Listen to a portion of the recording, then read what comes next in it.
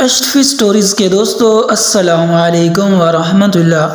جی تو میرے پیارے دوستو، آج کی ویڈیو میں ہم آپ کو بتائیں گے مسجد اقصی کیا ہے، کیا یہ یہودیوں کا قبلہ اول تھا یا یہ مسلمانوں کا قبلہ اول ہے، اور کیا اس پر حکومت فلسطینیوں کی ہے یا اسرائیلی یہودیوں کی، اور اس کی تاریخ کیا ہے، اور جو آج کل خانہ جنگی لگی ہوئی ہے اس کے بارے کیا حقائق ہیں، اور اس کے پیچھے کیا راز ہیں کہ مسلمان اس پر اپنا حق جما رہے ہیں اور یہودی اس کو اپنا حصہ بنانا چاہ رہے ہیں۔ تو میرے دوستو، اس ویڈیو کو مزید ڈسکس کرنے سے پہلے آپ لوگوں سے درخواست ہے کہ اگر آپ نے ابھی تک ہمارے چینل کو سبسکرائب نہیں کیا تو ہمارے چینل کو سبسکرائب کر دیں اور بیل آئیکن کو بھی پریس کر دیں تاکہ آپ کو اس طرح کی اسلامی اور معلوماتی ویڈیو بر وقت مل سکیں۔ دوستو، مسجد اقصی مسلمانوں کا قبلہ اول اور خانہ کعبہ اور مسجد نبوی کے بعد تیسرا مقدس ترین مقام ہے۔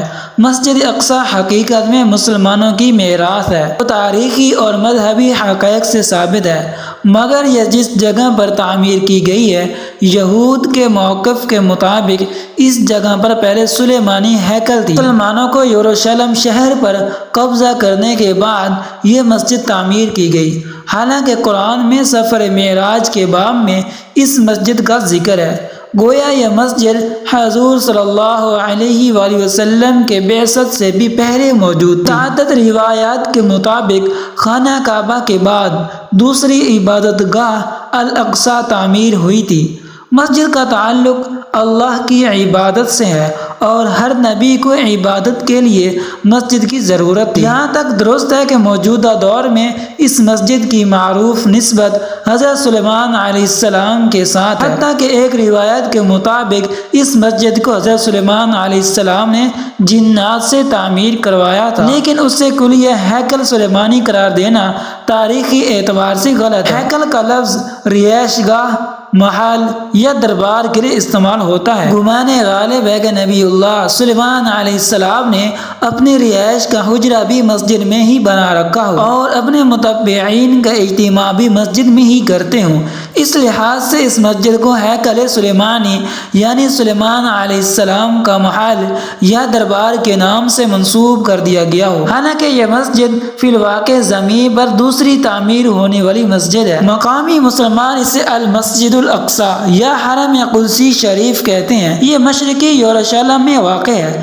جس پر اسرائیل کا قبضہ ہے۔ یہ یروشلم کی سب سے بڑی مسجد ہے جس میں 5000 نمازیوں کی گنجائش ہے، جبکہ مسجد کے صحن میں بھی ہزاروں افراد نماز ادا کر سکتے ہیں۔ تو پھر دوستو، 2000 عیسوی میں الاقصی انتفاضہ کے آغاز کے بعد سے یہاں غیر مسلموں کا داخلہ ممنوع ہے، اور دوسری بات یہ ہے کہ حضرت محمد صلی اللہ علیہ وآلہ وسلم سفر معراج کے دوران مسجد حرام سے یہاں پہنچے تھے اور مسجد اقصی میں تمام انبیاء کی نماز کی امامت کرنے کے بعد براق کے ذریعے 7 آسمانوں کے سفر پر روانہ ہوئے، یعنی معراج کا زمینی سفر کا آغاز مسجد اقصی سے فرمایا۔ قرآن پاک کی سورۃ الاسرائیل میں اللہ تعالیٰ نے اس مسجد کا ذکر ان الفاظ میں کیا ہے: پاک ہے وہ ذات جو اپنے بندے کو رات ہی رات میں مسجد حرام سے مسجد اقصی لے گئی، جس کے آس پاس ہم نے برکت دے رکھی ہے، اس لیے کہ ہم اسے اپنی قدرت کے بعض نمونے دکھائیں۔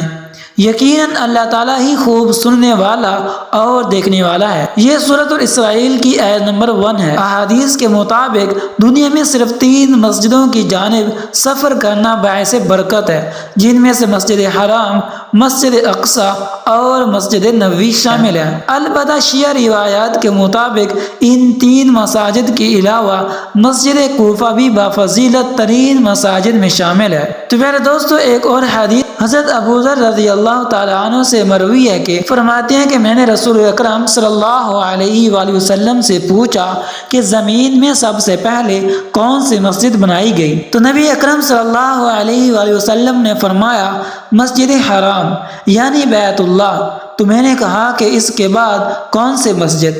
تو نبی کریم صلی اللہ علیہ وآلہ وسلم فرمانے لگے مسجد اقصی۔ میں نے سوال کیا کہ ان دونوں کے درمیان کتنا عرصہ ہے؟ تو نبی پاک صلی اللہ علیہ وآلہ وسلم نے فرمایا کہ 40 سال، پھر جہاں بھی تمہیں نماز کا وقت آ جائے نماز پڑھ لو، کیونکہ اس میں فضیلت ہے۔ تو پھر دوستو یہ مختصر سی ویڈیو ہم نے آپ کو بتایا مسجد اقصیٰ کی فضیلت کیا ہے اور اس کا حق کس کے لیے ہے، کیا یہ یہودیوں کا حق ہے یا یہ مسلمانوں کی میراث ہے، اور اس کی فضیلت اس لیے بھی زیادہ ہے کہ نبی کریم صلی اللہ علیہ وآلہ وسلم یہاں تشریف لے آئے اور تمام انبیاء کرام کی یہاں امامت کروائی۔